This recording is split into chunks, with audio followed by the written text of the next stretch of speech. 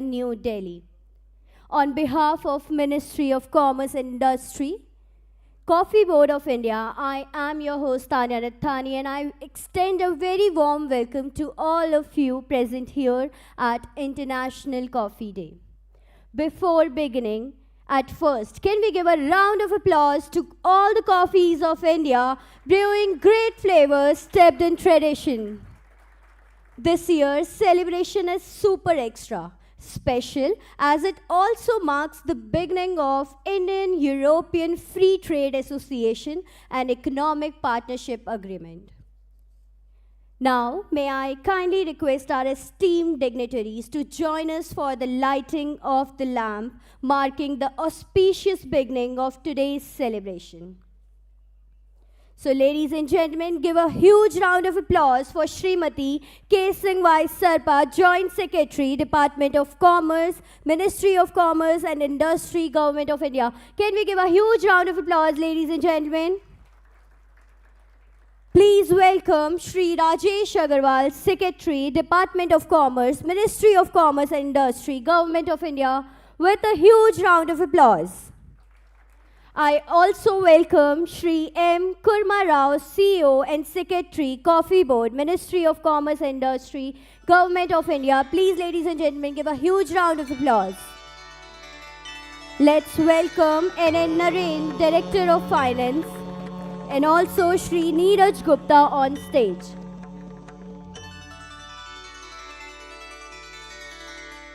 Vakratunda Mahakaya. May I request you all to kindly stand up on your respected places, everyone, for the lighting of the lamp. Thank you everyone.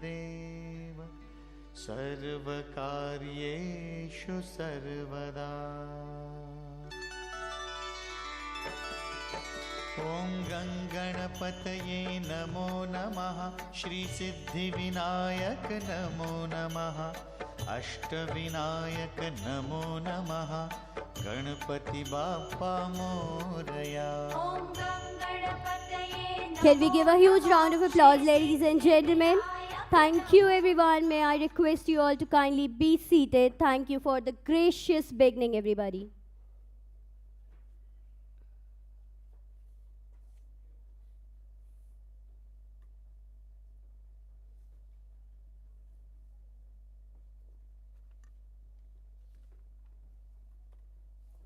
It is indeed a matter of immense honor and privilege for us to welcome and introduce Shri Rajesh Agarwal, Secretary, Department of Commerce, Ministry of Commerce and Industry, Government of India, an accomplished IAS officer of the 1994 Manipur. Can we give a huge round of applause, ladies and gentlemen?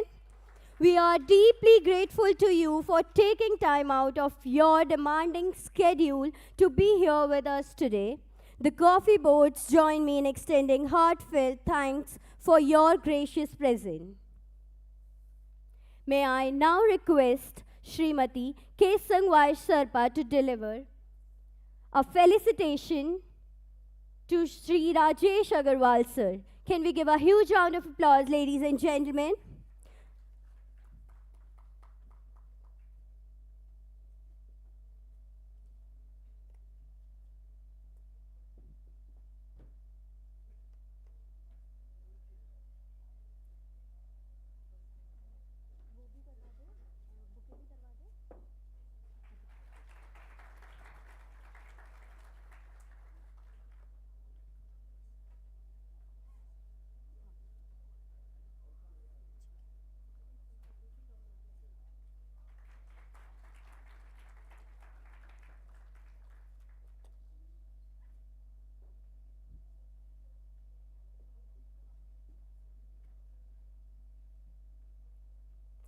Now, with great honor, I invite Srimati K. Singhwai Sarpa to deliver the welcome address. We are truly honored to have you here with us today. Your presence adds immense value to this occasion. The stage is all yours. Can we give a huge round of applause and welcome her?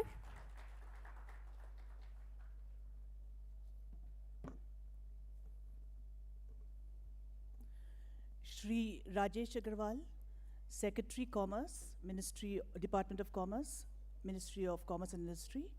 Shri Kurma Rao, CEO and Secretary, Coffee Board. Distinguished guests, coffee growers, industry leaders, our stakeholders from across the value chain, coffee lovers, ladies and gentlemen, namaskar.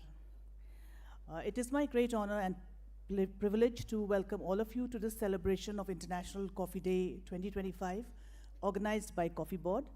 It is also a significant day because the India EFTA comes into force from today, that is 1st October 2025.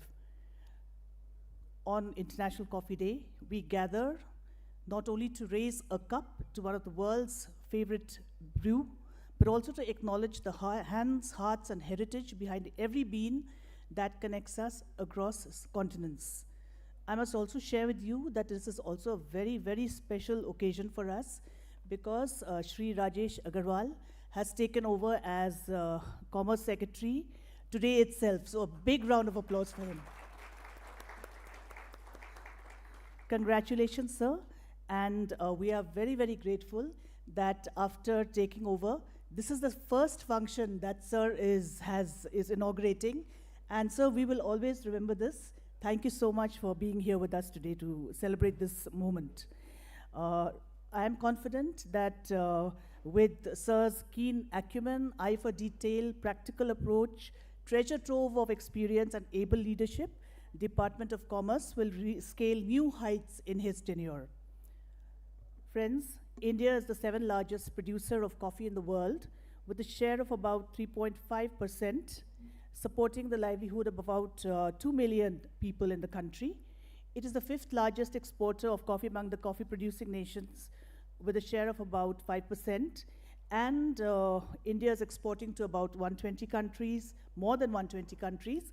And the exports in 24-25 stood at a phenomenal 1.8 billion USD. The specialty of Indian coffee is that it is shade grown, thereby supporting biodiversity, ensuring soil and water conservation, enhancing carbon sequestration, and sustaining small and marginal farmers by enabling crop diversification.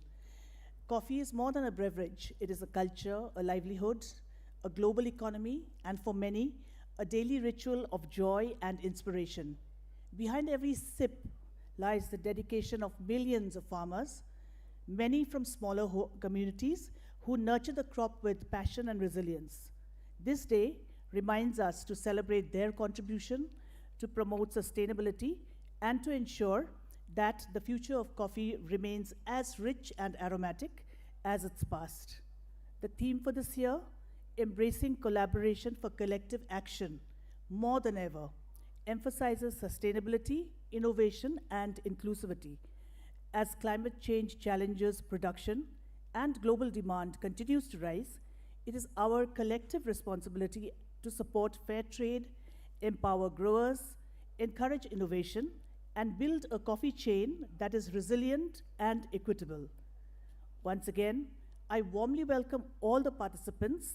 Your presence here today is a testament to the undying and unifying power of coffee. Let us use this occasion not only to celebrate, but also to strengthen partnerships, share ideas, and commit to a future where coffee continues to inspire and sustain communities worldwide. May today be as energizing and uplifting as the first sip of coffee in the morning. Thank you. Jai Hind.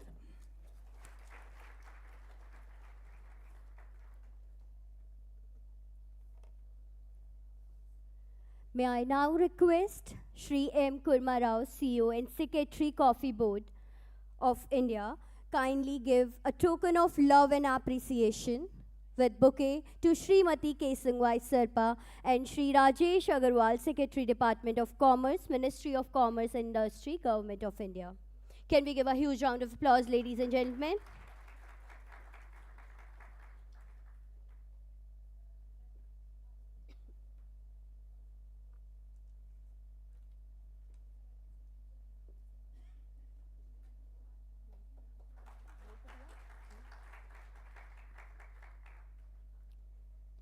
Thank you, everyone.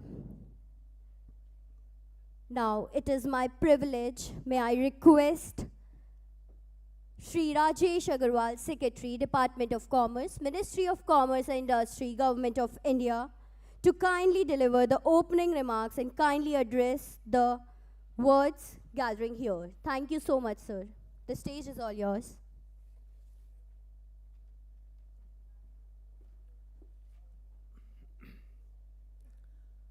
Thank you and a very good evening to all of you. On a personal note, as Kesang was saying, it's my first event as Commerce Secretary. I thought as a personal note, it is a matter of fact, three coincidences that I see today. One, I myself is a coffee lover of drink, so I drink a lot of coffee. So coming for a coffee event is always a good thing to happen for a coffee lover. And today is International Coffee Day, so my felicitations and best wishes to all the coffee lovers of India and all the coffee stakeholders who have gathered in here today. Two, we have all gathered in here in the hall and the building, which was my first job in Commerce Ministry. When I joined Commerce Ministry in 2019 as Executive Director ITPU, the first job was to take over, supervise and look after implementation of this project of redevelopment of Pragati Maidan. And I remember brick by brick and design by design, every aspect of it, how we were able to work through, especially during the COVID times by building this. So this event is being held in a place where I have also contributed to this process, and it's been. And third, when I joined Commerce Ministry as Additional Secretary in December of 2022, my first job, Neeraj, the director will remember it, was Coffee Board. So it was the first board, I think these were the first files that I were placed, first meeting that was held on the coffee bill and the rubber bill, which was the first meeting on the day I joined, and I was assigned this task. And then this was the first tour that I took to Bangalore to understand coffee and its overall stakeholders much better. So I see it's a coincidence of sorts that, and this event also, it was not up to my plan. I think Kesang only brought this up yesterday evening. And I thought since I am coming for the EFTA event, I'll very well, jolly well come half an hour before and join the coffee lovers of India to spend some time with them and see this beautiful exposition. So very good evening and best wishes to all the coffee lovers who have gathered here today. Coffee, I think, as a plantation crop, I think very early, government recognized the potential of coffee in this country. And that's why the Coffee Board was set up. The idea was to see how we are able to nurture this plantation crop in a manner that this can serve not only to the demand or the taste of India, but also to the world. And if you go back 50, 60 years in time, India was not precisely a big coffee loving or coffee drinking country. There were many parts of the world which were too occupied or too focused on coffee drinking, but India was more of a tea drinking nation, which gradually is now moving towards coffee also, with the next gen taking it up in a big way. So this was something that was planned in advance to see that this sector grows in a very nurtured way, in a proper, and India, if you look at the climate, that's the not the best suited climate for coffee cultivation. The heat management is very difficult, and that's why if you go to Indian coffee plantation, they are very different. They are very different from the world. They survive under the canopy of forest. And we do coffee cultivation which is most sustainable, because we don't disturb forest. We don't need to disturb forest. We grow in conjunction with the forest. Forests are the ones who gives support to our coffee cultivation, and that's one of the strength of Indian coffee. And today, the world over, when the debate around sustainability is so high, what better to place Indian coffee as the most sustainable coffee in the world? If we are able to position it, that's our strength, and we should try to talk about it. I'm also very happy to note in commerce, we have been watching coffee growth in terms of cultivation and exports, and it has been growing very well. I think the coffee exports have doubled in last 3 years that I have seen, and last year we actually crossed $1.8 billion. It's a historic of sorts that we have been able to do, in spite of the fact that the coffee is grown majorly in only 3 states, largely in Karnataka, Tamil Nadu and Kerala, with around 4-5 lakh hectares of land. So it's not much. Some bit of diversification is taking place in areas, tribal areas of Andhra Pradesh, Odisha. But I think more needs to be done to take this coffee plantation to different parts of this country, because with a very strong, being one of the fastest growing economy in this world, and with a very fast rising middle class whose aspirations are very high, I think consumption of coffee in India is also just a matter of time. It's a matter of time we'll be consuming a major part of coffee that we grow in India, and maybe also importing some of the coffees to create right blends for our palate also. So in that quest, I think it will be good as Coffee Board along with stakeholders work together to see how we are able to find more suitable areas for growing coffee cultivation and try to take, these are high gestation projects, takes time, money, but I think if we are able to invest in it, this will be the requirement of the growing India or the India of future, because there is, this is something which is now catching up. If you look at domestic consumption of coffee is also going up now, and we consume around 30-35% of our overall production in the country only. Two, I think there's a good trend that we see that the coffee, value addition in coffee is also taking place. There are many startups, many new entrepreneurs who are innovating in coffee, and a lot of value addition is taking place. Indian instant coffees are also quite a beat in Indian market and going abroad also, but there is a lot of value addition. Around 30% of our exports are value added products. But going forward, we need to increase it further, because if as a country we need to grow, it's best that we innovate and we do value add, because we are best at it. India, which has got which is also a land of spices, or multiple spices across the country, I think the combinations that we can produce in coffee will be much different and much better than anywhere else can be done.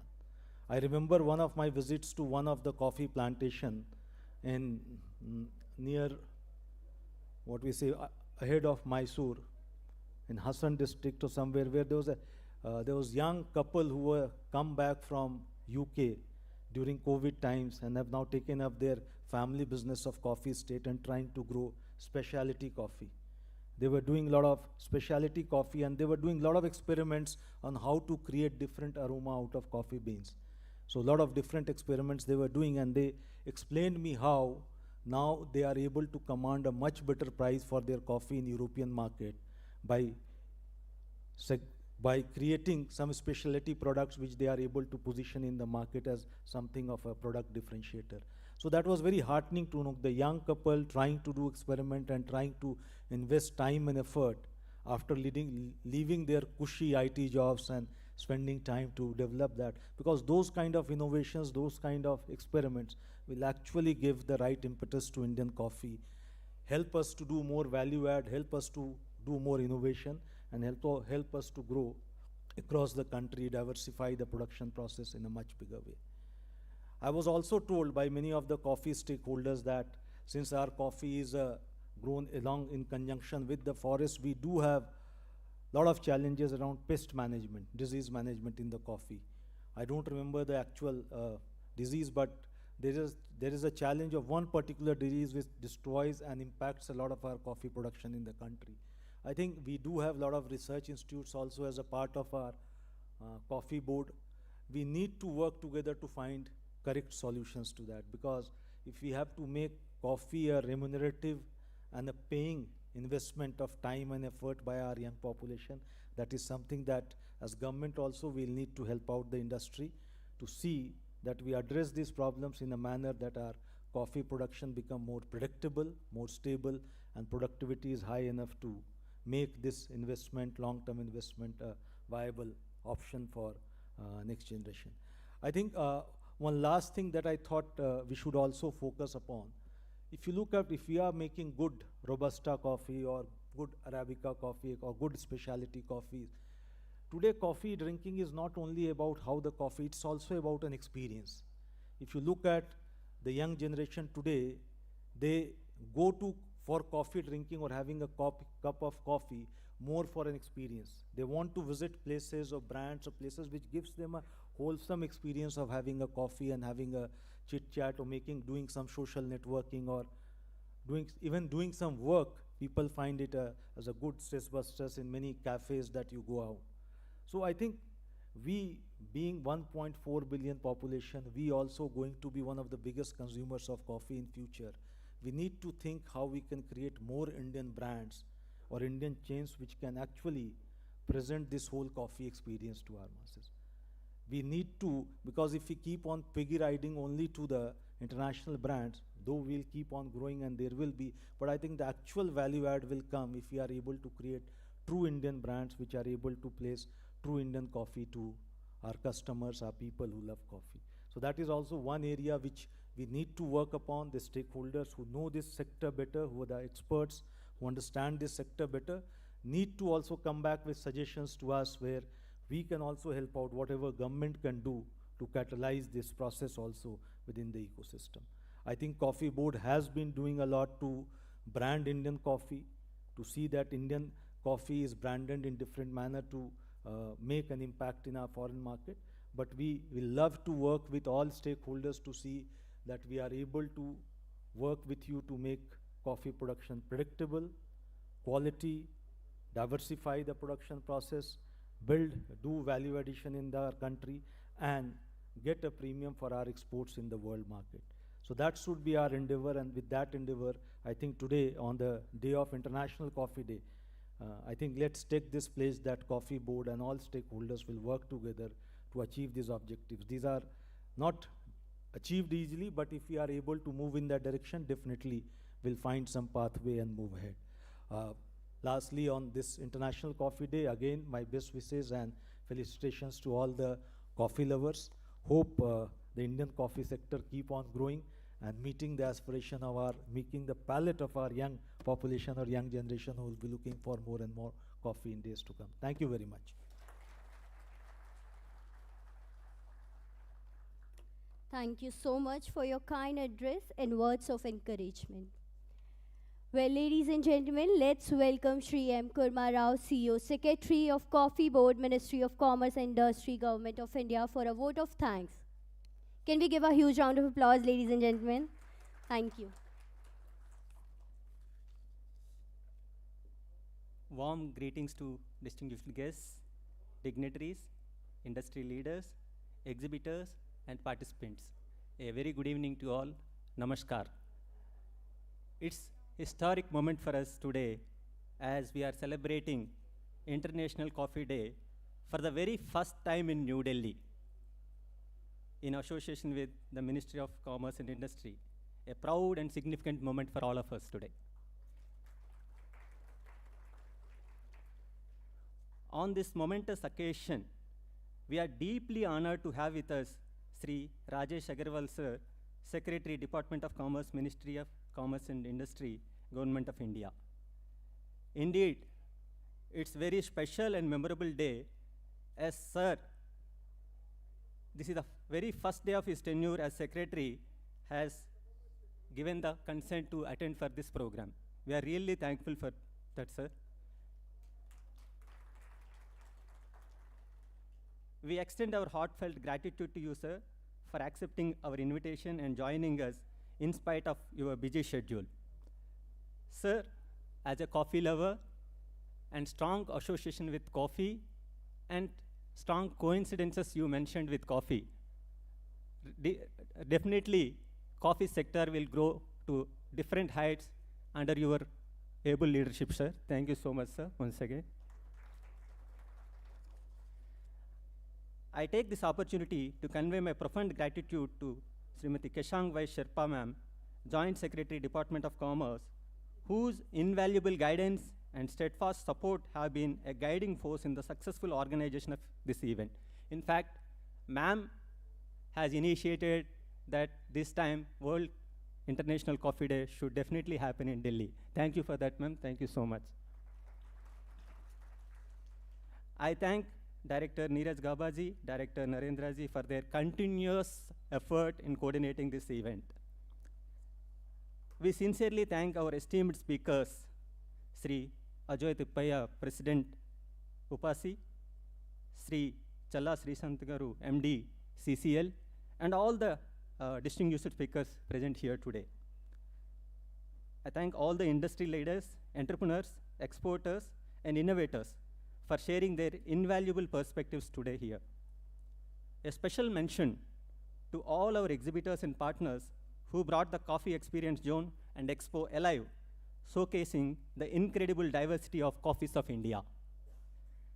I would also like to acknowledge our team at the Coffee Board and the coffee stakeholder associations across India, whose efforts brought this celebration to life. I thank all the departments, boards, and officials and staff who present here, and I also thank all the coffee lovers present here. We extend our sincere appreciation to the media representatives for their presence and support in covering this event. As Secretary Sir mentioned, coffee is not just a commodity. Coffee is the experience. Coffee is culture. Coffee is about communities. Coffee is about collaborations. With this theme as in the background, today, we had Walk with Coffee across the regions in India.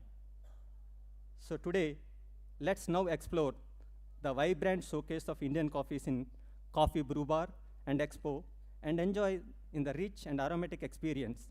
Let's have Walk with Coffee today here also after this event. I thank everyone for your presence, participation, and passion towards coffee. Thank you one and all. Thank you so much. Thank you so much, sir, for those thought-provoking insights. Thank you so much for addressing. Well, ladies and gentlemen, we are very delighted to announce the inauguration of our exhibition along with the much-awaited brew bar. So I request you all to please kindly join us outside. Today we have 18 distinguished exhibitors showcasing their finest offering. Your presence will make this event truly special. Please give a huge round of applause as our Honorable Shri Rajesh Agarwal ji and Joint Secretary will announce and inaugurate our exhibition along with much awaited brew bar. Can we give a huge round of applause, ladies and gentlemen? And I request you all to please join in officially inauguration of the exhibition and brew bar outside.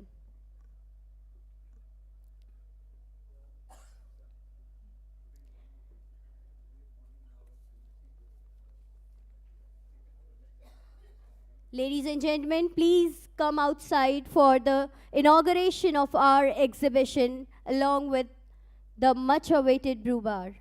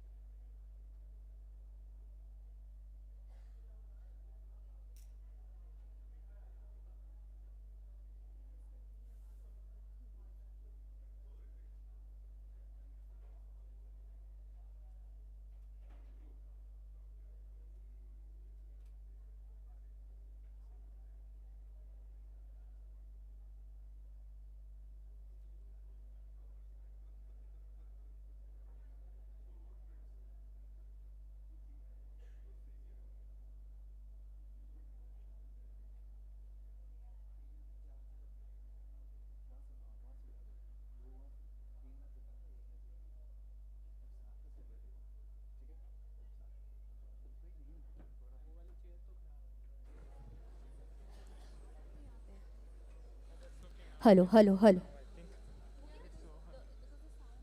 Hello, hello. ये तो अंदर आ रही है ना आवाज.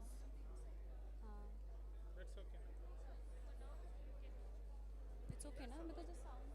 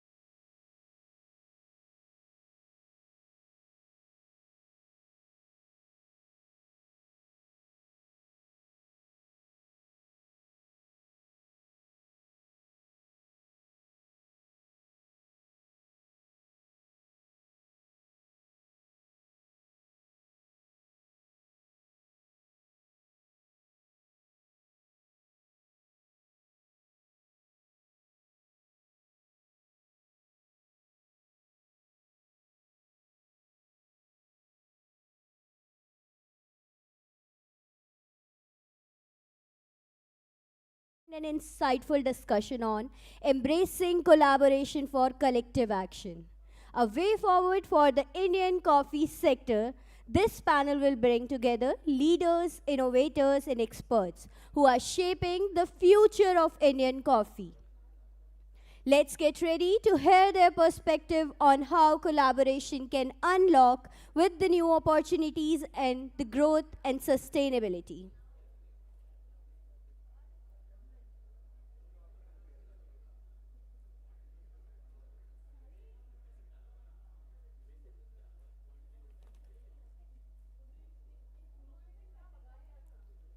I will request you all to please kindly join us here. It's a humble request. We are starting in 1 minute. Ladies and gentlemen, if you are hearing me, please come back.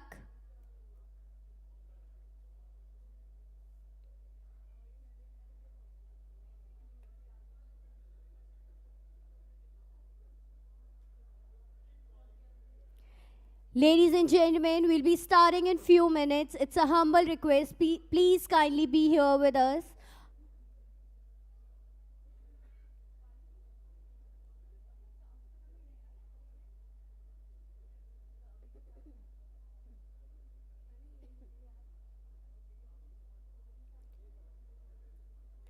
We are about to start with the panel discussion. It's a humble request who are standing outside. Please kindly join us here for the beautiful and distinguished speakers who will start with the panel discussions.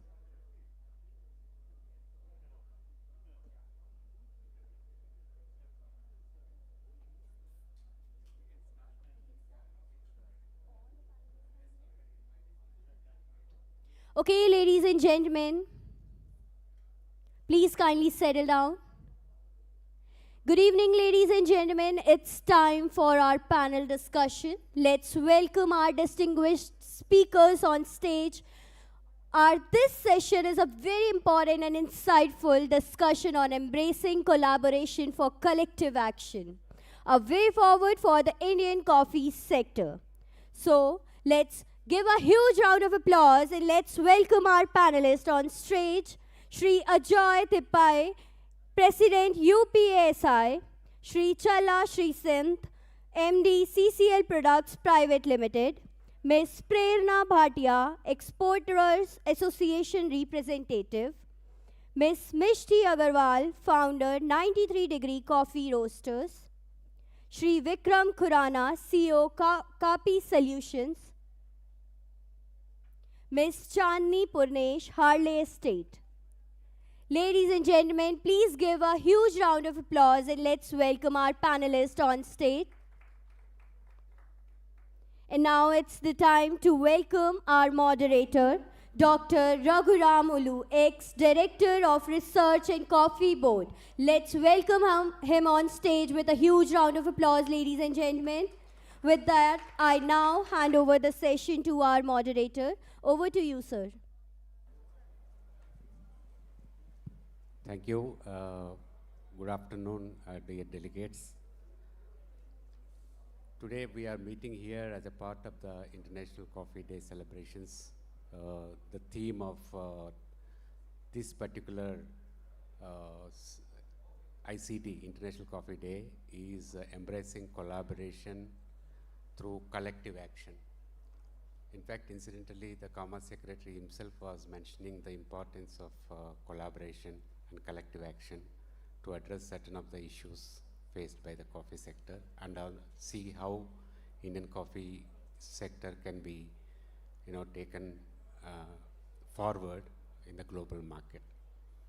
So without wasting much time, I would like to briefly set forth the narrative. So we have very distinguished panel of speakers representing right from coffee growing to coffee growing to brewing. So entire value chain is represented by, I can say most of them are stalwarts in their own respective fields. Some of them are fifth generation and some of them are just newly emerging entrepreneurs, the new generation entrepreneurs. So I would like to invite Ajay Tipaya, who he is a coffee planter himself and a fourth generation planter. He has been in the coffee sector for last 4 decades directly and involved with several organizations like UPASI, United Planters Association of South India. Currently, he is the president of the UPASI.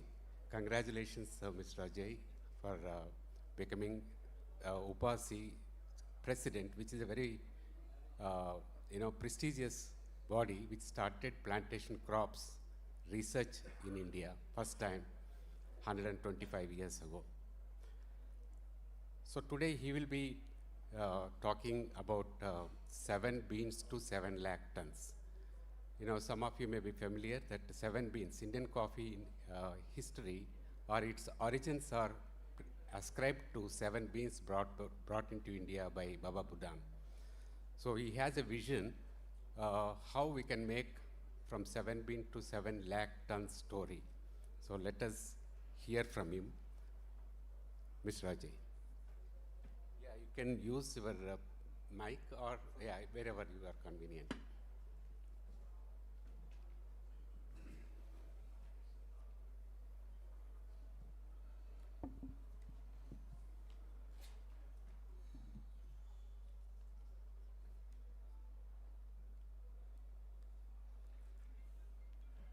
Good evening, everybody.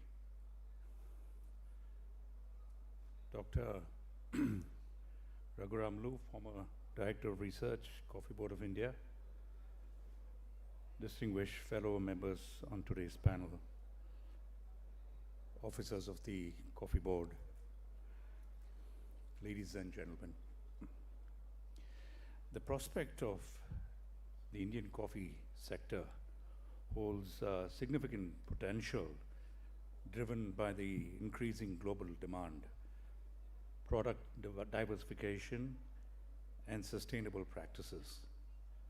From the perspective of coffee growers, several key factors are expected to influence growth in production. But many of these defining factors are today out of control of the Indian coffee grower. Indian coffee began its hallowed journey with just 7 beans that were brought into India by the Sufi saint Baba Budan in the 17th century, and is today becoming increasingly popular internationally, with a whole host of nations all over the globe becoming increasingly aware of the superb coffees being produced in India, both in the Arabica as well as the Robusta species. With the growing global demand for coffee the world over, Indian coffee today stands at the very cusp of becoming an integral part of the niche specialty coffee segment, which is being brought out by coffee connoisseurs and the younger generation, today popularly known as the Gen X and the Gen Z. Indian coffee production has seen remarkable growth over the decades. From a mere 19,000 metric tons in the year 1950 to 51 to an impressive 363,000 metric tons in 24-25. This year, the estimate is supposed to cross 4 lakh metric tons. This has been primarily due to the programs of the Coffee Board of India and the efforts of innumerable pioneering coffee growers over the last 100 years. The improved cultivation practices by introducing high-yielding varieties and enhanced pest and disease management have contributed to the increase. Between 1990 and 2000, coffee production in India almost doubled, rising from 1,70,000 tons to 3,63,000 tons, showcasing the post-liberalization growth trajectory. However, productivity per hectare from a modest 2004 kgs per hectare in 50-51 has grown to 813, a testament to the adoption of advanced farming techniques and efficient use of resources under the board's guidance. However, from a relative perspective, the Indian productivity lags behind the levels of 813 kgs per hectare is as compared to Vietnam, which is at about 2,970 kgs per hectare, and Brazil, which is at 1,600 kgs per hectare. It should be noted that Indian coffee is grown under shade, the conditions which are totally different to the countries like Vietnam, Brazil, and a few other.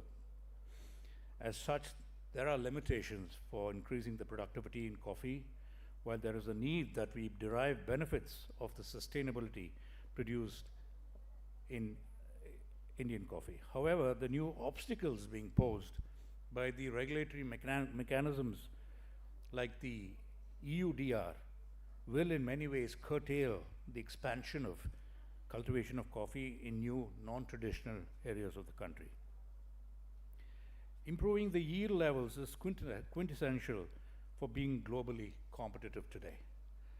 This needs to be addressed by providing positive and sustained research and development.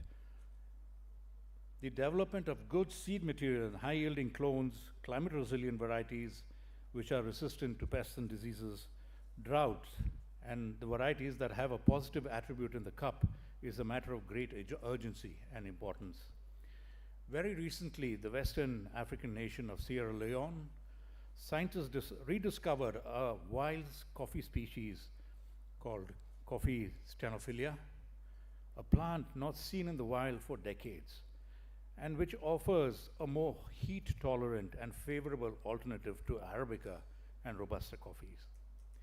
The discovery holds promise for the coffee industry, as this forgotten bean has a complex, naturally sweet flavor comparable to Arabica and a greater tolerance to higher temperatures, what with the ever-changing rainfall and climate patterns the world over. This is very crucial for the future of coffee cultivation amidst all these weather-related issues. Therefore, more sustained, dedicated, and proactive R&D that delivers tangible results is necessary to deliver cutting-edge technologies, advancements in production, productivity, and agronomical practices, and post-harvest technology.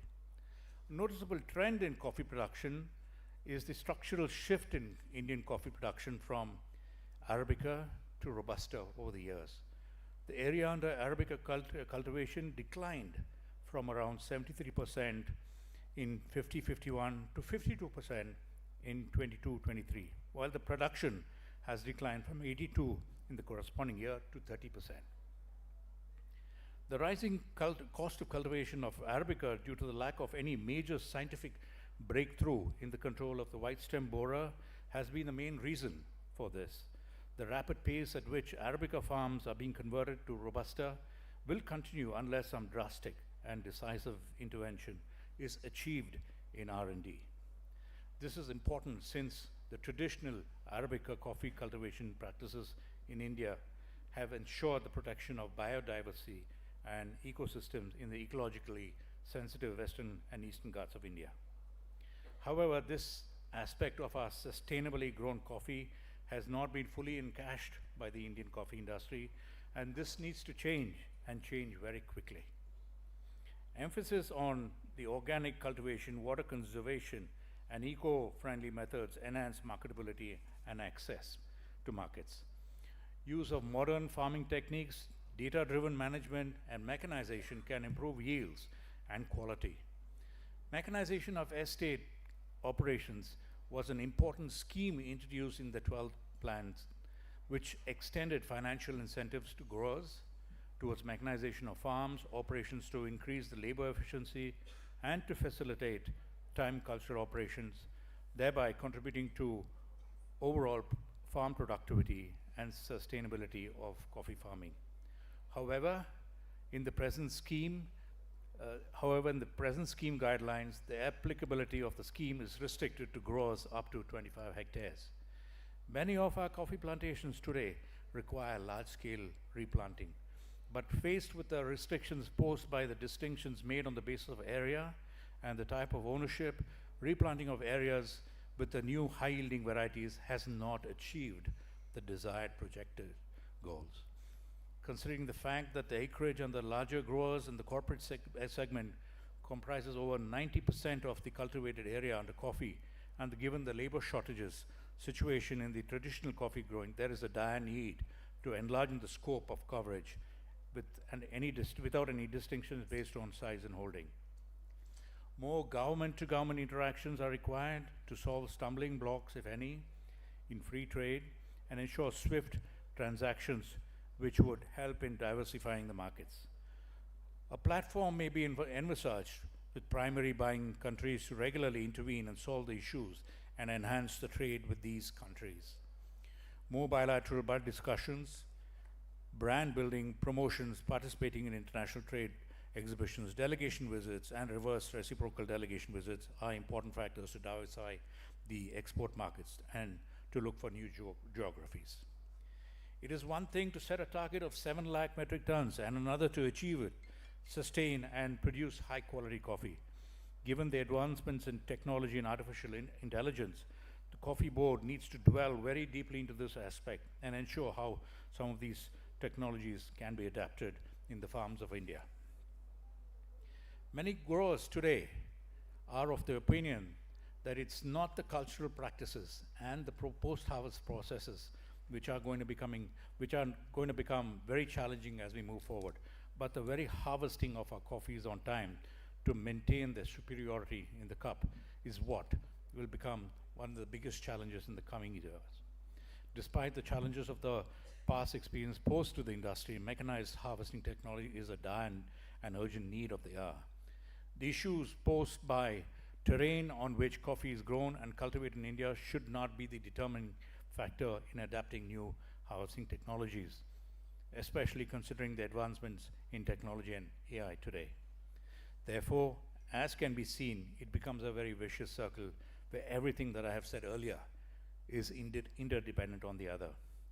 To conclude, to achieve the 7 lakh tons of the production target, the Indian coffee plantation industry requires a liberal infusion of technology at the farm level, a sustained and dedicated research and development program by the Coffee Board of India, and a very holistic approach in determining the necessary policies and schemes which will greatly contribute to the increase in coffee production by the Government of India.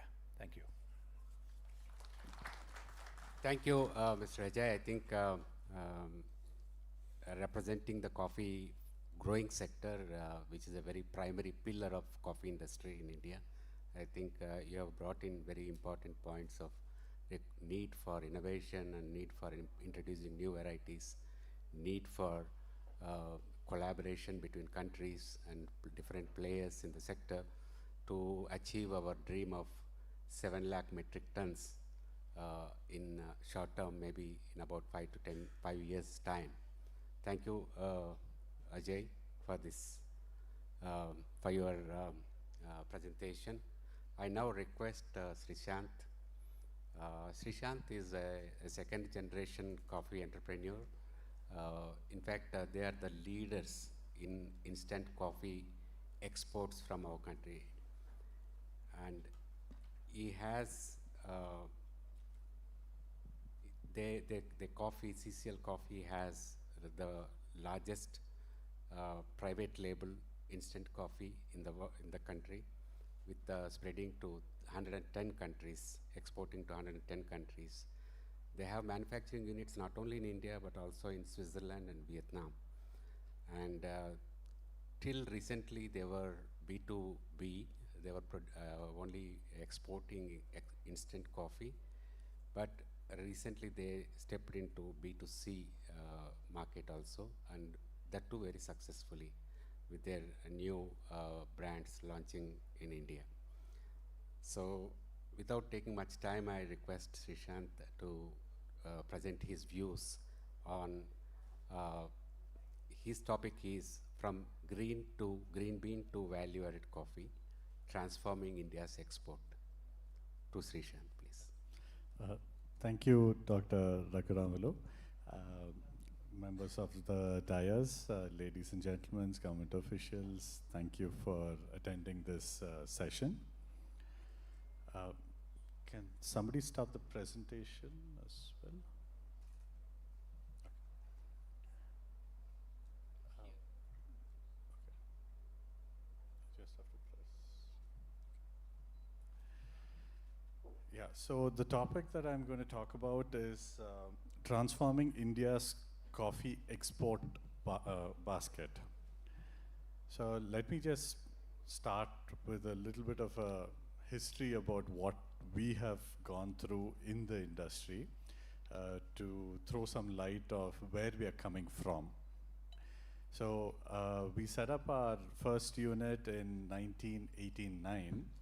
And this was the time during the license Raj. It took us several years to get permission to set up an instant coffee manufacturing unit. So after going through all those hurdles, setting up the unit, then when we actually export our first container to the US, nobody could actually believe in the US that India was exporting coffee.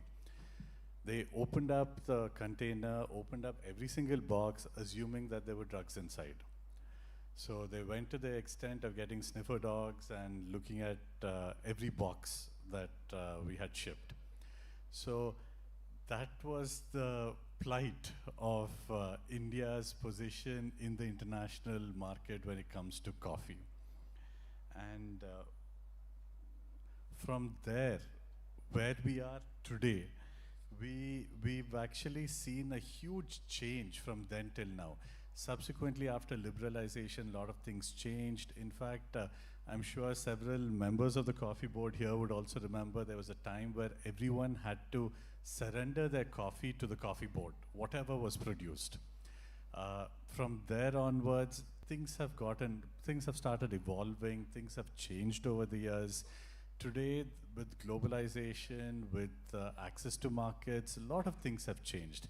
India is today one of the top, the number 7 largest producer of coffee in the world. And there is a significant presence in different parts of the world. There's a good recognition that is coming also in different parts of the world.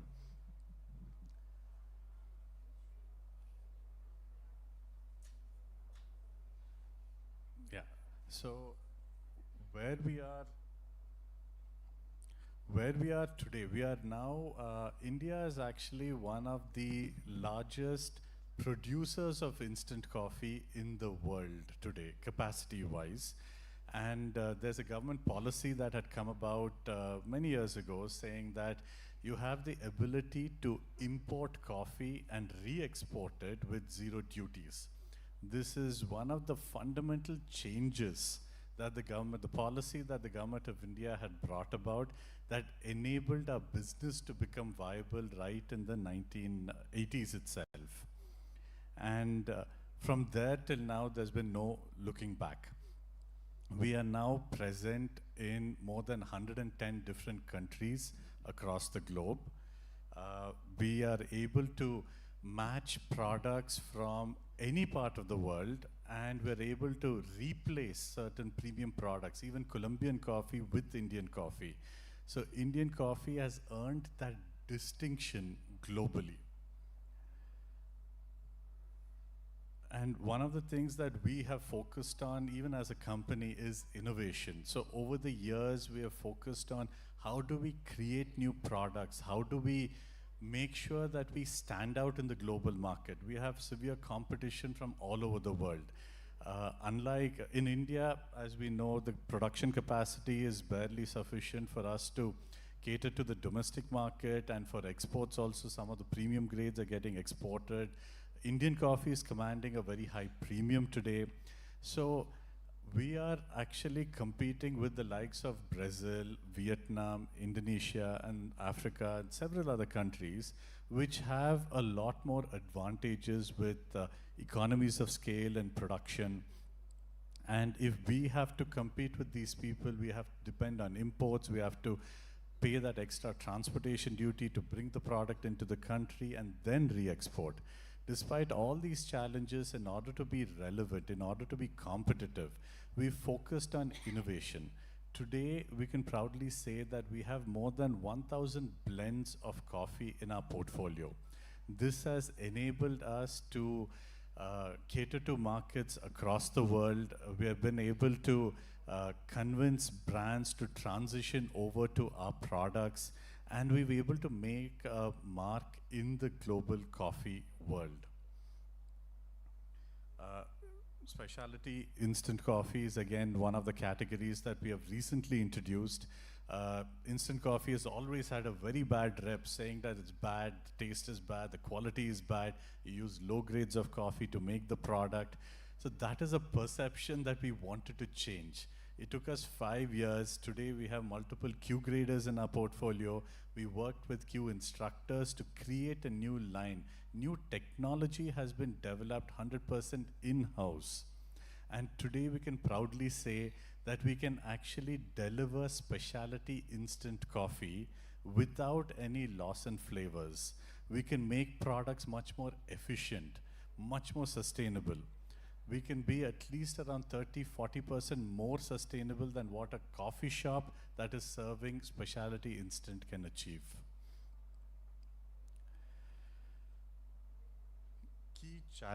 Key challenges that have been there right now are commodity prices. With the kind of prices that have been there in the recent past, coffee prices have seen almost a 400–500% increase globally. There are multiple reasons for this. You have droughts, supply chain disruptions, speculation that is impacting consumption. Despite all these challenges, the people are not going to stop drinking coffee. That's something that we have seen. I think coffee is one of the very few categories that has withstood the test of a recession, wars, pandemic.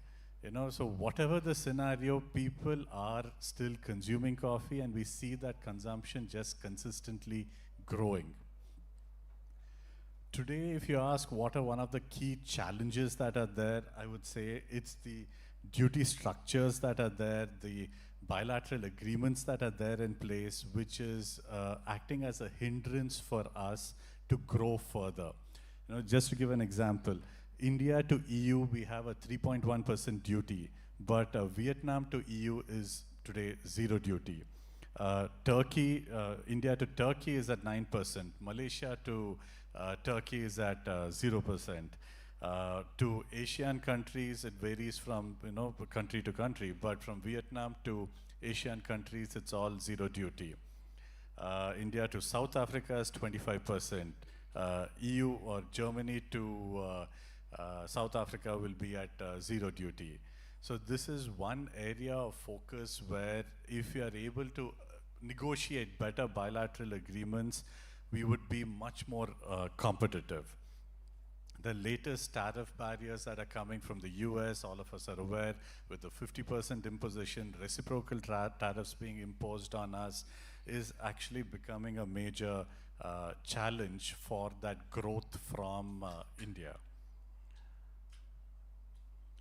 Our solution from India has been, as a company, we've actually set up, as you can see over here, we've set up a factory in Vietnam. We have 2 factories in India.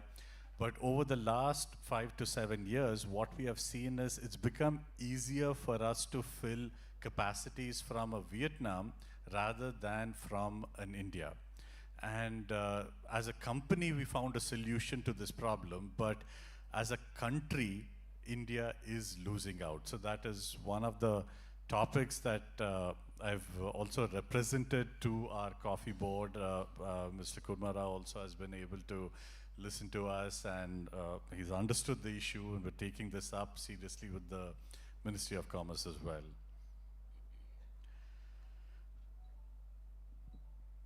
The trade negotiations. So one of the positive things that we've seen recently is the negotiation that India has been able to do with UK.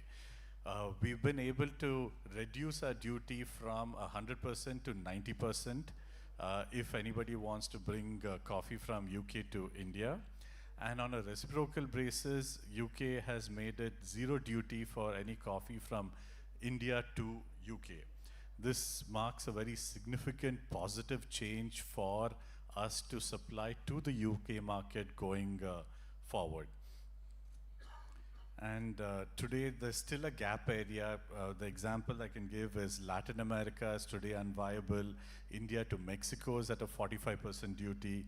India to Latin America is averaging around 30% duty. So there is a lot of over-dependence today for us on EU. About 45% of our exports is going only to the EU market. As far as instant is concerned, we're able to supply to markets wherever you have that lower rates of duty or zero duty. The rest of the world is becoming a challenge, and that is why people are looking at alternative sources.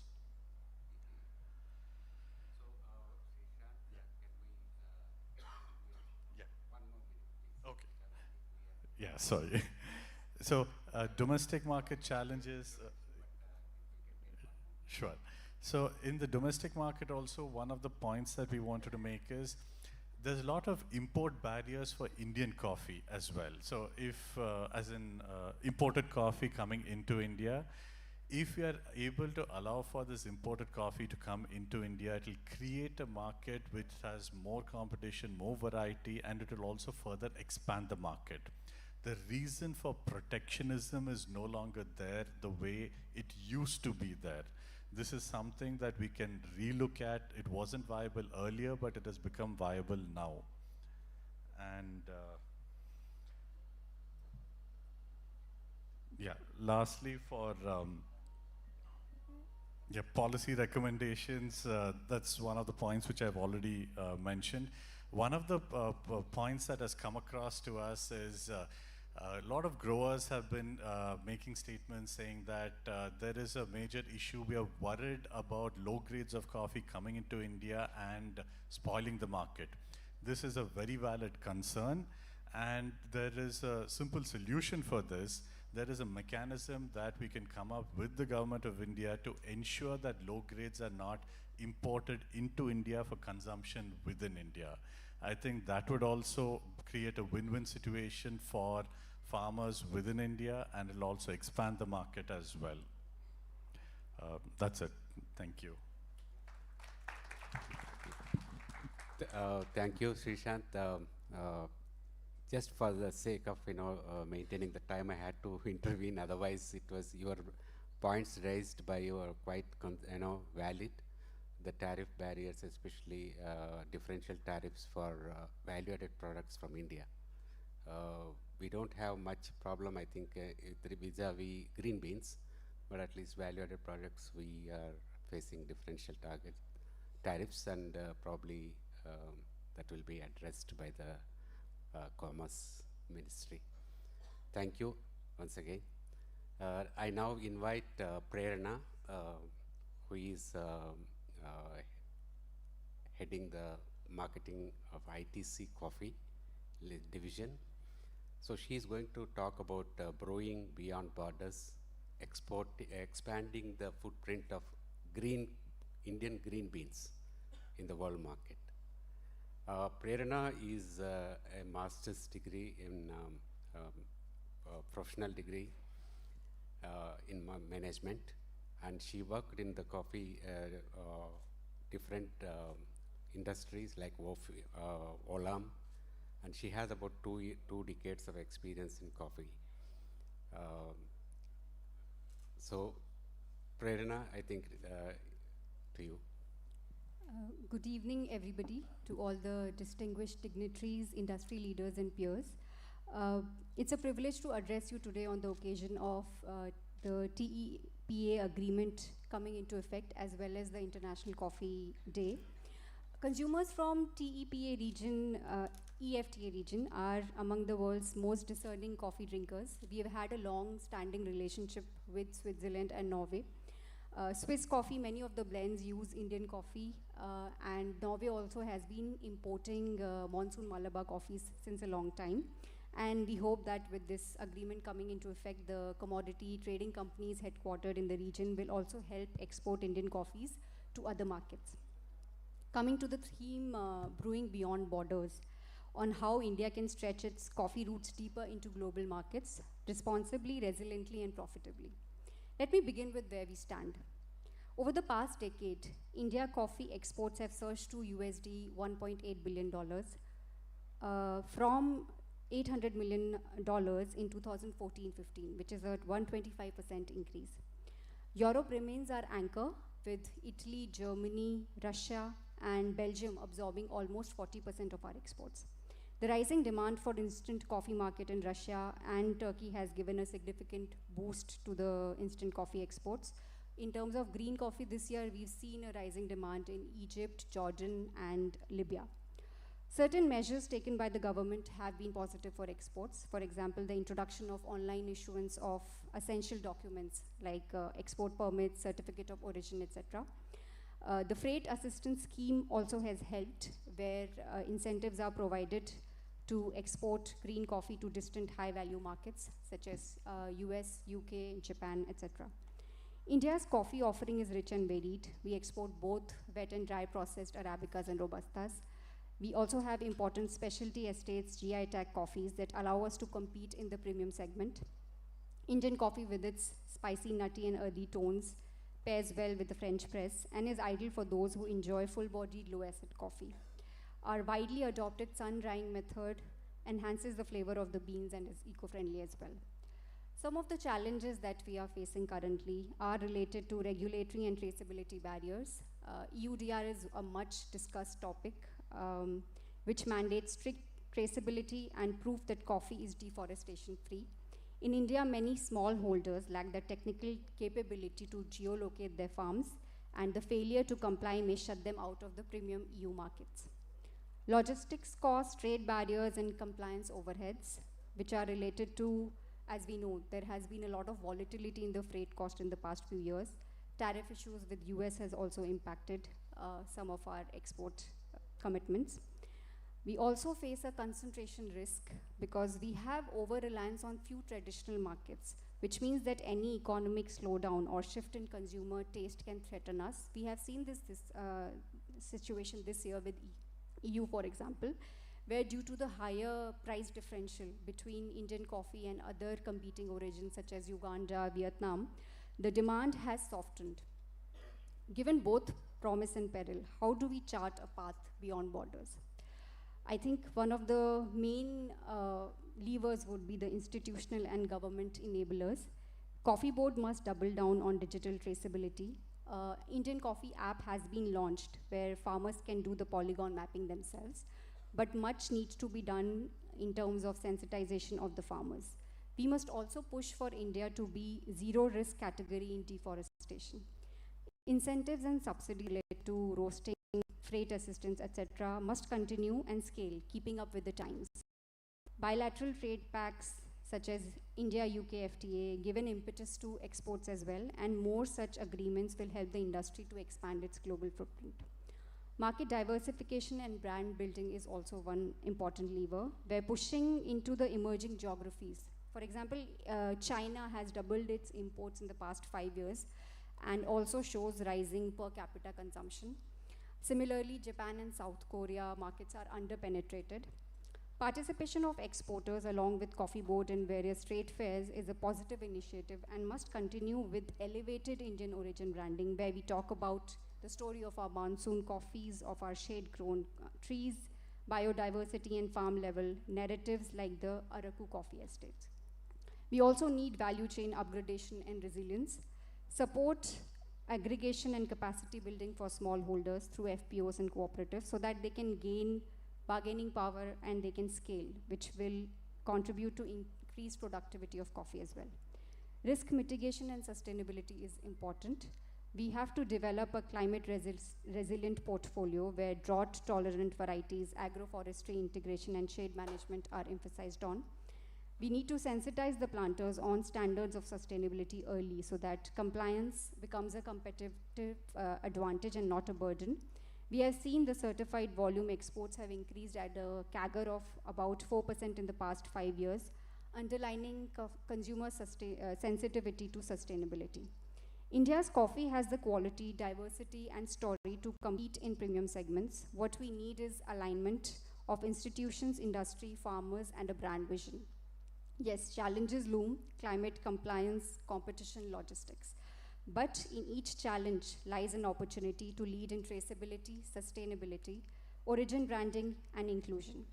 For exporters and brands, we move not just the beans, but also narratives, from forest shades in Kodagu and Araku to cafes in Milan, Seoul, etc.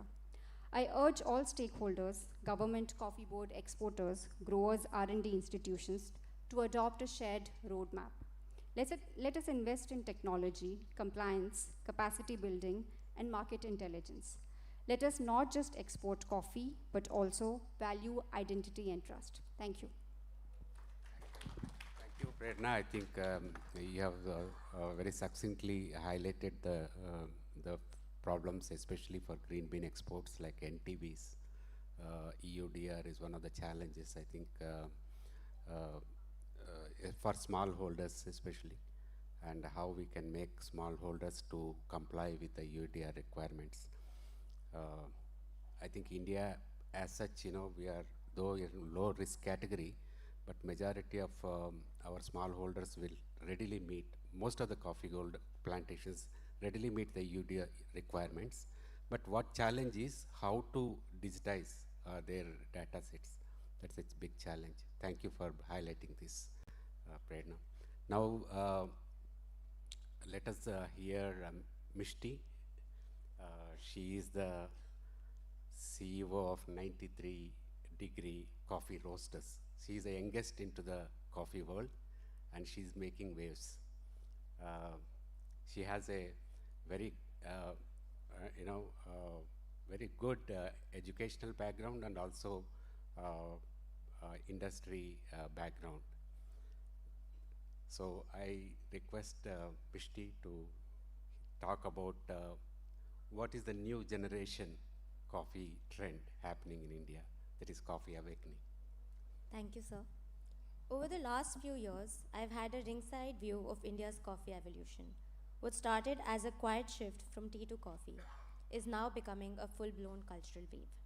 From conversations at our roastery to community gatherings, I've witnessed how curiosity around specialty coffee is transforming into passion, reshaping how Indians drink, connect, and express themselves.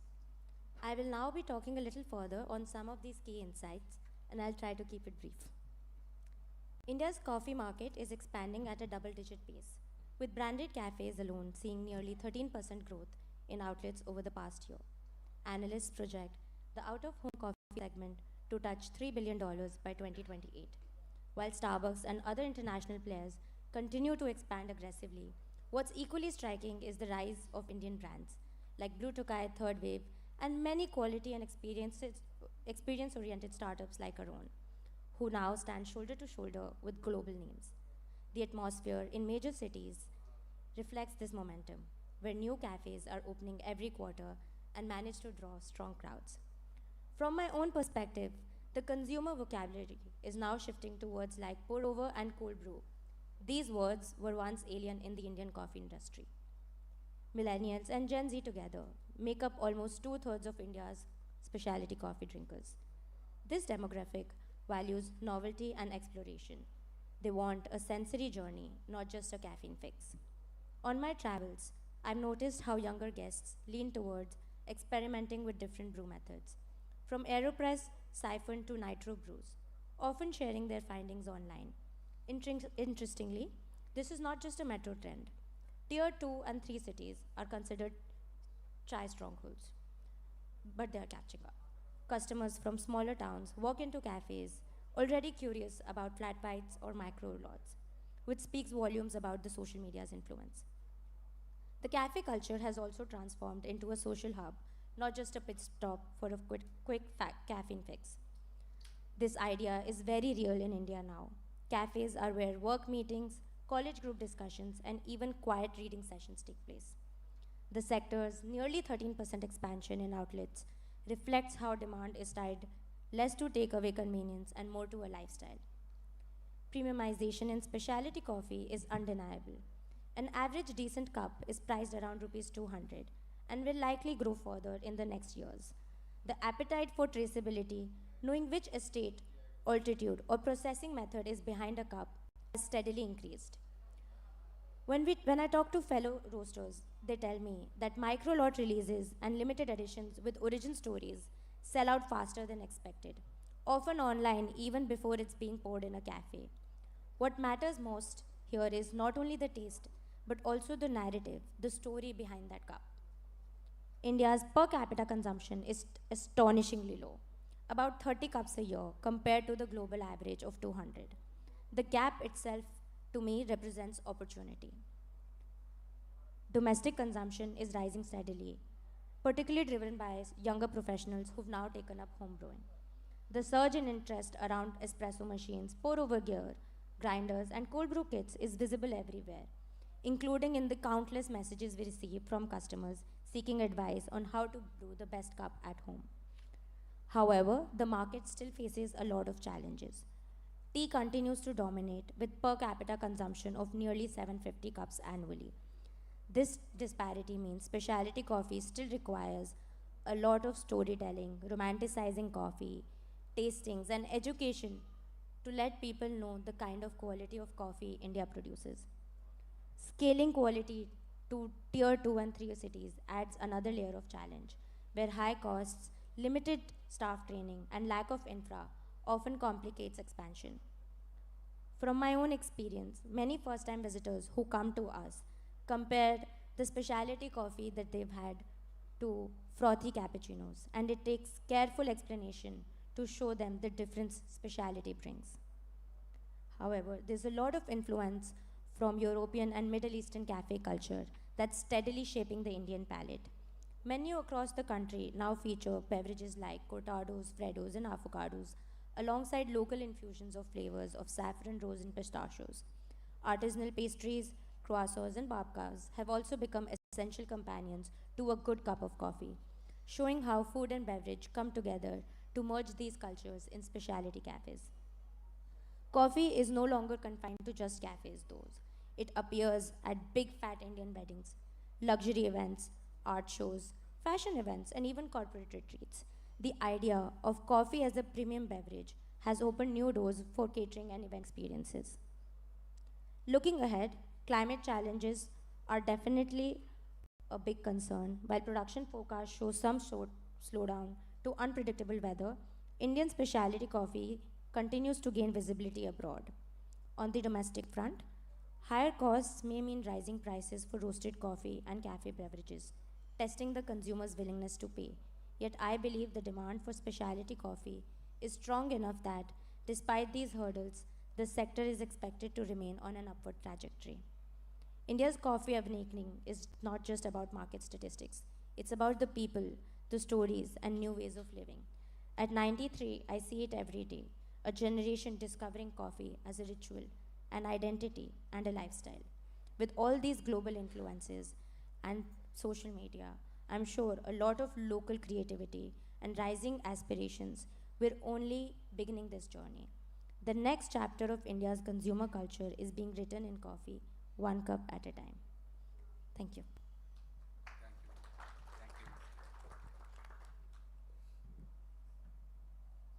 So now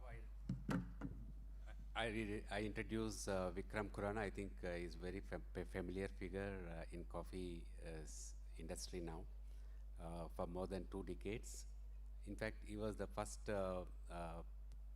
Indian, participant at the World Barista Championship to have won silver medal, and he is the only one as on date from India. And he has been, he is the face of introducing machines into coffee, Indian market, coffee machines. Earlier, machines were only seen in cafes and large cafe chains. Now you can see them every nook and corner restaurants. I think in that respect, Mr. Vikram Khurana is a pioneer. So let us hear from him what are the kind of innovations happening in hardware behind this successful brew. Vikram, to you. Thank you, Dr. Agram. Good evening, everyone. I think we all understand why we use hardware. To achieve a good product, to get consistency, and finally making it very convenient, we use a lot of hardware and technology. I think I still remember 25 years back when I came into the coffee industry, I was a tea drinker. Easiest way to make filter coffee in South India and to make a tea in North India was to use a stove, put some milk, put tea, put sugar, make a nice tea. And in South India, that easiest way was to make a simple filter coffee at every darshini how you get. But honestly, I think technology is used in all the three sectors, be it farm processing, be it roasting, be it brewing. It's no more about washed coffees and cherry coffees. In last 10, 15 years, we have seen specialty coffee making a very strong inroad all over the world. And India has been one of the fastest growing markets in specialty. And to do a good coffee, it's not just the brewing and roasting. There's a lot of work we have to do at the farm level. I won't say we play with coffee, I say we experiment with coffee. And sometimes, yes, your experiment doesn't work, but most of the times, you are able to achieve a lot of learning, which in next years, you mature and you present some beautiful coffees to your customers internationally and India. Once coffee is processed, the next big important role is roasting. We have technologies now where we use a lot of AI. India is a country of entrepreneurs. We are seeing a lot of new entrepreneurs investing into coffee industry, becoming roasters, starting their businesses with micro roasters, 500 grams, 1 kg, 2 kg, getting confidence and then growing into 25 kg, 50 kg roasters. The roasters are today designed to give you full flexibility because roasting is a science. To roast a coffee is not an easy subject. You need to understand all the parameters. You need to understand the flow rates, airflow, temperature controls. You have technologies where you can micro roast coffee in a big roaster, where roaster will have an AI and will auto adjust the profiles what you have fed into the roaster. But that's again, processing and roasting. Going into the main subject, which is brewing. Coffee is primarily, you will see it everywhere. In the last 20 years, we've seen the influx of Italian coffees in the Indian market. I still remember in North India, we were only introduced to instant coffee. If you have to celebrate coffee at home, take a nice cup, put hot water, put some instant coffee sugar, make a nice coffee and celebrate coffee at home. But that was 20 years back. Today, you go to coffee shops, you go to hotels, you go to restaurants, you go to big corporates. Everywhere, it's a mandate to have a coffee machine. Now, what kind of machines depends on your audience, depends on your business model. I think the fastest growing segment in India today is the vending machine market.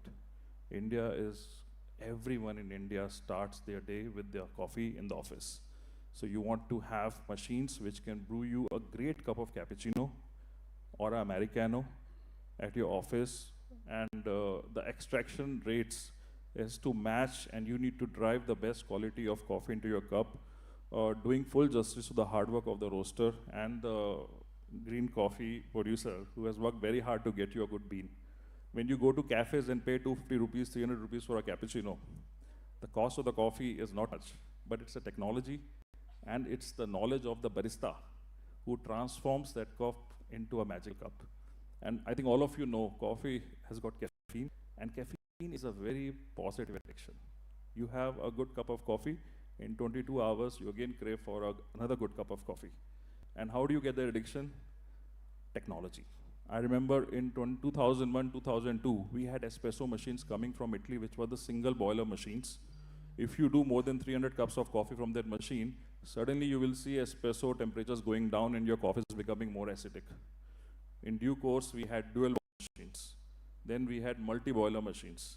Today, we have espresso machines, which you see in most of the good coffee shops, which have got physics and science being used to brew a good cup of coffee.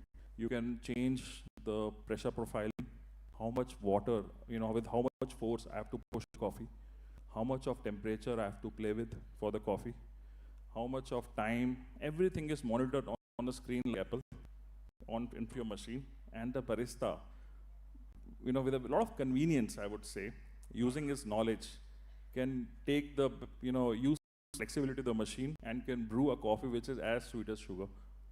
A lot of people used to need espresso is bitter. I can't have espresso. And now if you see a lot of Indian consumers actually converting into a black coffee, customers. We do a lot of trade shows, we interact with a lot of customers. And my first question, all my is, how many Americanos and espressos do you sell in your cafe? 10 years back, the answer used to be 5%, 10%. It's all milk driven, cappuccino, cappuccino. Now when you interact, they say 30 to 40% customers ask for black coffee. So how this shift has happened is because, of course, a lot of good coffee has come, and we have got technology to brew that coffee in the right form. If I talk about the next big challenge, what we are seeing now in India is skill. When we're going to be having 100,000 coffee shops, you need 300,000 very trained baristas working every day in the coffee shops. So a lot of training is required. But this problem is already there in a very big problem. So we have machines which are two-step machines where you press, these machines have now come to India, where you need a barista, but you don't rely completely on his skills. And machines are designed to give you a beautiful artistic coffee, with a nice heart and a leaf, how, we entered a good coffee to be a milk coffee by just pressing buttons. So we say these are machines of the future. Lastly, home brewing.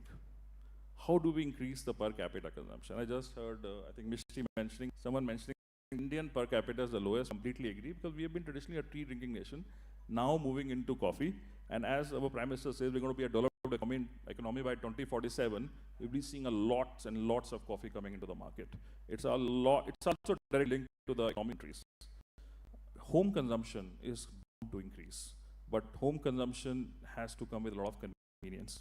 I always make the statement, after 10 years, when you marry your children, you might not give them a washing machine, you might give them a coffee machine. Because it's a very aspirational drink. Coffee is an aspirational drink. When we go out, we don't have tea, we don't have coffee. So at home also today, everyone wants to have a beautiful, good machine at his home. He might not use it every day, but it's something to please himself and to please his guests. So a lot of work is now happening into home machines, where you don't have to spend a lakh or 1,50,000 for your home machine. I think in India, we are working on small compact machines which can be assembled in India, finally produced we still need to do a lot of work on that. But being a population of 1.4 billion, if we can achieve a good, affordable home machine which can brew a good cup of coffee, a bean to cup machine, because at home you still want to, break the bean, use milk, either have Americano or a cappuccino. I think that would be a very big game changer. Yeah. So I think as hardware, as technology grows, it's going to directly affect and increase the capita, consumption of India coffee. Thank you very much. I think you have stated how the innovation has steeped into the brewing machines technology. Probably the AI is now going to do role of barista trained one is better than him, maybe better than her. Now let us listen to Chandni. She is a 5th generation coffee planter, and she's a nature lover. She's also a lot of initiatives, end-to-end services, right from production to the consumers. They have a platform, Looney Bee, that which help people connect right from production to the consumer. So she's going to talk about how coffee is sustainable in India presently, and how to continue the sustainability of coffees. To you, Chandni. Thank you, Doctor. Good afternoon, everyone, and a very happy International Coffee Day to you.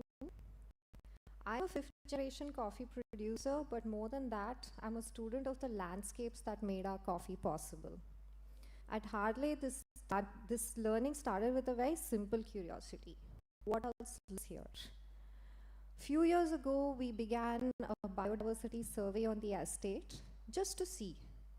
That just to see turned into months of early mornings, camera traps, notebook scribbles, and a lot of field walks. We ended up documenting over 400 species of animals, several hundreds of insect species, and around 350 species of birds. And all this just on one coffee farm. So it shifted how I looked at coffee forever. This isn't only farmland, it's a living forest. That's the heart of my message today. In India, coffee is an agroforestry crop. Coexistence with nature isn't a slogan for us. It's literally our production system. And I'd argue it's also our competitive strategy. Our coffee grows under a canopy of native trees. Shade isn't decoration, it's infrastructure. Those trees drop leaf litter that becomes organic matter, that feeds the microbes, then the microbes build soil structure, etc., etc. Birds provide natural pest control, our microclimates on cooler days and gentler light slows the ripening, enough for us to develop complexity and sugars in the cherries. That's not romanticism, it's flavor. It's India's signature in the cup. This is why copy-pasting of farming methods from countries with flat, full sun plantations doesn't work. Our terrain, rainfall, and biodiversity are unique to us. Our solutions must be too. When we say sustainability, most people often hear less. I prefer right. The right fertilizers in the right amount at the right time. Starting from testing our soils and building fertility with composted coffee pulp and farm organics, while pairing it with the right nutrition, we feed the soil ecosystem, not just the crop. Productivity goes up when soil biology goes up. That's been our experience season after season. Sustainability and productivity are not enemies. The tension is real, but the answer is design, not denial. And let's also be clear, when we take shortcuts, when shade trees are cut or forests are cleared, we don't just lose biodiversity. We trigger a devious cycle. The microclimate around the estates get harsher, soils dry faster, pests become harder to manage, and on a bigger scale, every lost patch of forest makes climate change worse, which in turn makes farming coffee more difficult. It is all connected. That is why making these choices with knowledge and with science is so critical. Take mechanization, for example. Around the world, big machines solve big labor gaps. In India's hilly, high rainfall estates, large, heavy machinery can compact soils, stress roots, kill small flora and fauna, and even increase landslide risks, especially where people try to manipulate the fragile slopes. You might win short-term efficiency, but you lose long-term resilience. Our rainforests suffer along with our crops. So where do we land? With appropriate mechanization, lighter, smarter, and terrain-aware. Think battery-powered pruners instead of heavy rigs, picking aids, small carriers that protect roots and topsoil, winches or cableways rather than carving new roads, moisture and weather sensors guiding irrigation, fertigation. So every unit of water and nutrient counts. In processing too, there is water-efficient pulpers, energy-efficient dryers that cut waste without quality cutting. The goal is to reduce drudgery and improve consistency while keeping the forest architecture intact. Now, do we have all the answers? No. We need much more India-specific research and pilots by region, elevation, and by rainfall band. But do we know the constraints? We do. And we know the direction, tools that fit our hills, not the other way around. Now, there's another ecosystem we often forget, people. At Harley, we have about 100 team members who are permanently with us and about 400 people who come and go seasonally. Sustainability means housing that's safe, kitchens that are clean, nutrition programs that work, reliable health care, education, child care, because it's not coffee if the hands that grow it aren't thriving. It means that what leaves our gates is as important as what comes in. Coffee processing water, for example, if left untreated, can damage streams and soils. Affluent water isn't a box to tick, it's stewardship. Treat, reuse wherever possible, and ensure the water that returns to our rivers clean. The aquifers our community depends on tomorrow are shaped on our decisions today. So in our more recent studies, one of the most hopeful things we've learned is that coffee estates can be sources of native biodiversity. By working with ecologists to identify and rescue wild seedlings from our shade, we've been able to move thousands of native saplings into community nurseries, and from there back into the degraded patches across the landscape. It's a beautiful loop. The forest within the farm, helping rebuild the forest around the farm. Imagine if this became normal practice, if every estate mapped its native seed bank and shared it. Restoration at scale becomes possible, and coffee even gets more resilient in return. So what are the few takeaways from today? Treat shade trees as critical infrastructure. Diversify species, stagger canopy heights, and manage them like assets. Feed the soil ecosystem. Pair with nutrition and organic matter and cover. Mechanize for hills, not headlines. Prioritize light, selective, and slope-safe tools. Put sensors and data to work. Make water a closed loop. Invest in treatment and reuse. Keep streams clean. Put people at the center. Housing, nutrition, healthcare, education, and safety yield drivers, not line items. Share what works. Open data, cross-estate, collaborations, accelerate learning for everybody. Coexistence with nature is not a compromise, it's our strategy. It protects our soils, our water, our wildlife, our people, and yes, it shows up in the cup. India's coffee story doesn't have to look like anybody else's. In fact, it shouldn't at all. Our hills, our rains, our forests, they're not obstacles to engineer away. They're the reason our coffee is distinctive. If we design with the truth, if we choose the right inputs, the right tools, and the right priorities, we don't just make sustainable coffee, we make unforgettable coffee. Thank you. Thank you, Chandani. I think you have very nicely, spot the environment part as well as the social angle of the workers. Thank you for for the want of time. We are running short of time. One of our panel speakers and myself, we have to leave for the airport. Quickly, a couple of questions from the audience. If anyone would like to ask questions to our panelists. Yeah.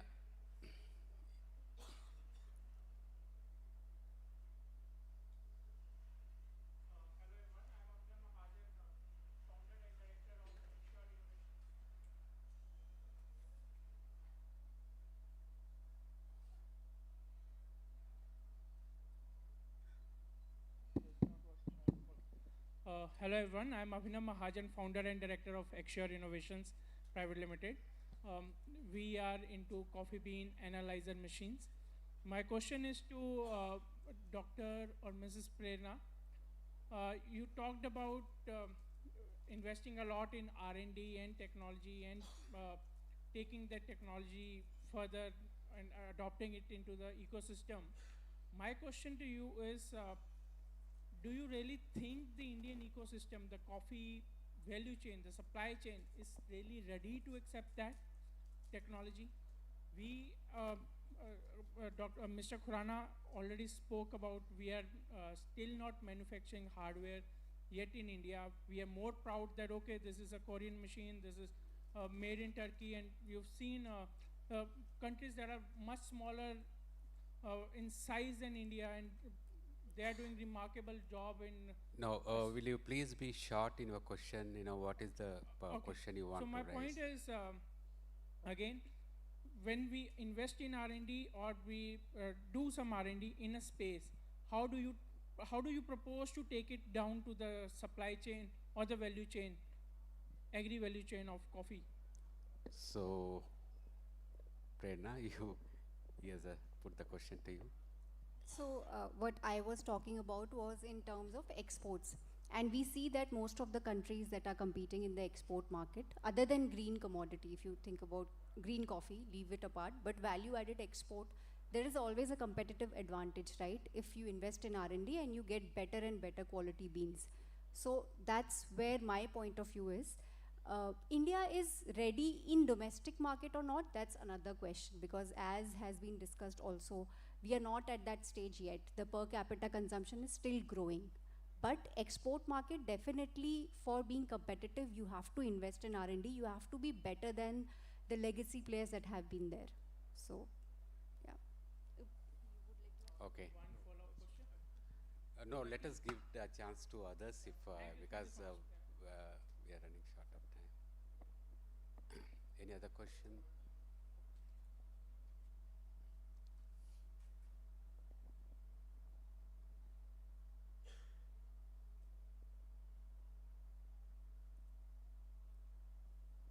So there are, if there are no further questions, I think we may have to, with the permission of.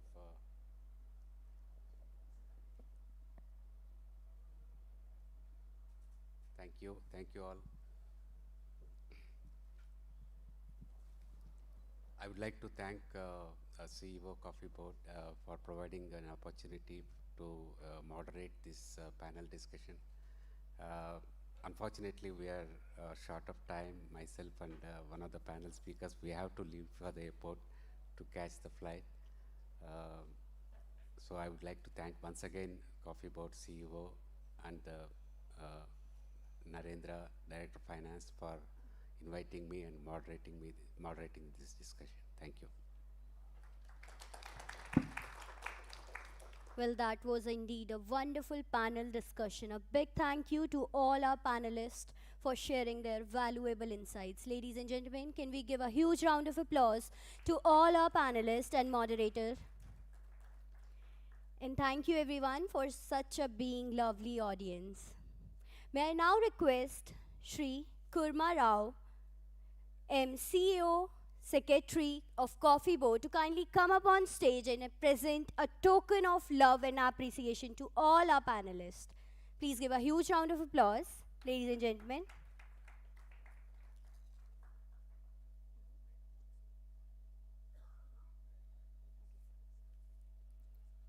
And I also request Srimati K. Sangwai Sarpa, Joint Secretary, Department of Commerce, to kindly come up on stage to present the token of love and appreciation to all our panelists. Ladies and gentlemen, please give a huge round of applause. Please present a token of love and appreciation to Shri Ajoy Tipaya, President, UPASI.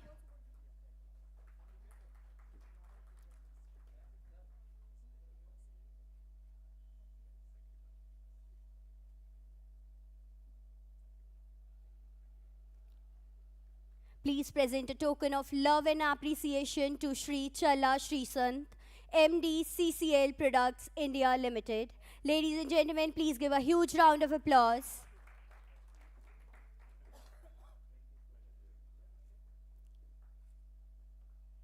To please present a token of love and appreciation to Ms. Prerna Bhatia, Exporters Association Representative.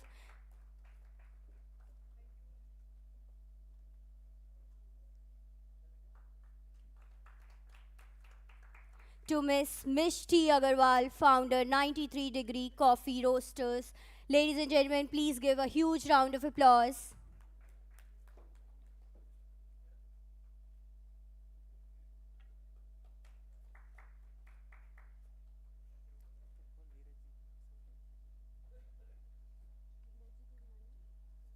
Please present a token of love and appreciation to Shri Vikram Khurana, CEO, Kapi Solutions. And I will request Shri N.N. Neeraj ji to kindly come up on stage.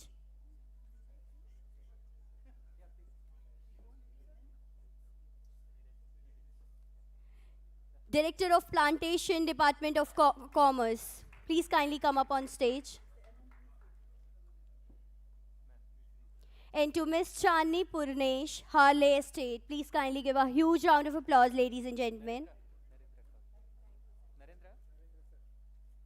I now request Shri N. Narendra, Director of Finance, to kindly come up on stage and present a token of appreciation to Raghuram Ulu sir, ex-Director of Research Coffee Board. Thank you everyone, thank you so much. And now I request Shri N. Narendra, Director of Finance, to kindly deliver the vote of thanks to everyone.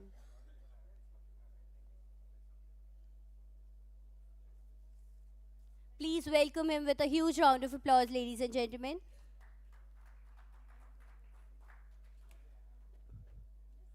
Good evening, everyone.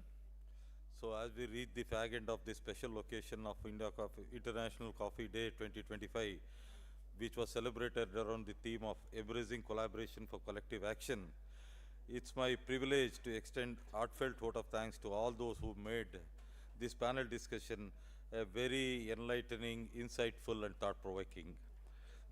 At the outset, I would like to thank our esteemed moderator, Sri Dr. Raghuramalu, who had to leave because of his early flight timings. Thank you, sir, for your guidance and thoughtful way in which you steered the conversation. The clarity and depth in your intervention was very excellent, sir. Thank you very much for being part of this panel discussion. Now I would like to express my sincere gratitude to Shri Ajay Tippaya, President Upasi, for reminding us how the collaboration has been part of the cornerstone of India's journey from 7 beans, and your insightful thought about the need for collaboration in the form of harnessing technology, research, and mechanization to enhance productivity and quality of Indian coffee, sir. Thank you very much for your thoughtful presentation, sir. I would also express my sincere thanks to Challa Shishan, Managing Director, CCL Products, whose insights on transforming India's coffee export basket and the need for the policy framework and support and collaboration from the Government of India and the industry to take this growth story of India's value-added products to a greater height. Thank you very much, sir. I would also express my sincere gratitude to Mrs. Prerna Bhatia, representing the Exporters Association and being part of ITC, for your perspective on how the expansion of India's coffee's global print, both energizing and forward-looking, and also showing the institutional and the policy framework which you are looking ahead as a collaboration to move it further ahead up upon diversification of the India's product market. Thank you very much, madam, for your presence today. I also express my sincere gratitude to Misty Agarwal, founder of 93 Degrees Coffee Roasters, for your optimistic thoughts about the emerging consumer wave, bringing out the light of the evolving tastes and the aspirations of domestic market and the role of storytelling in coffee.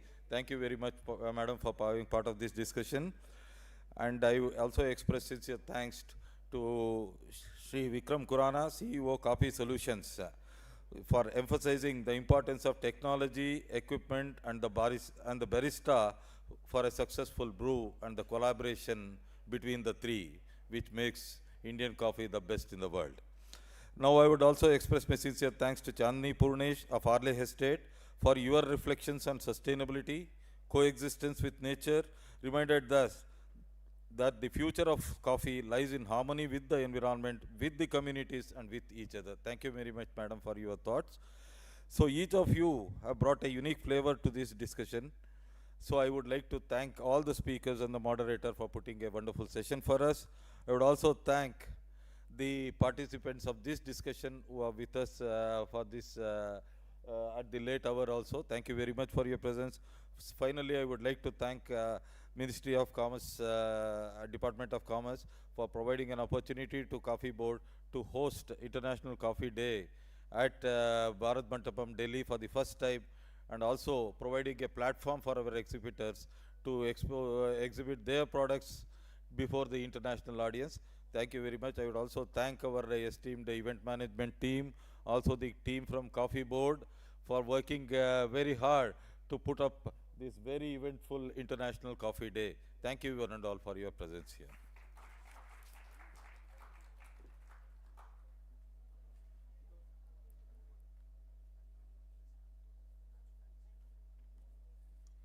Thank you, everyone. With this, we conclude the evening. Thank you all for being here with us today. Thank you for your gracious presence. Thank you so much. Thank you, ma'am.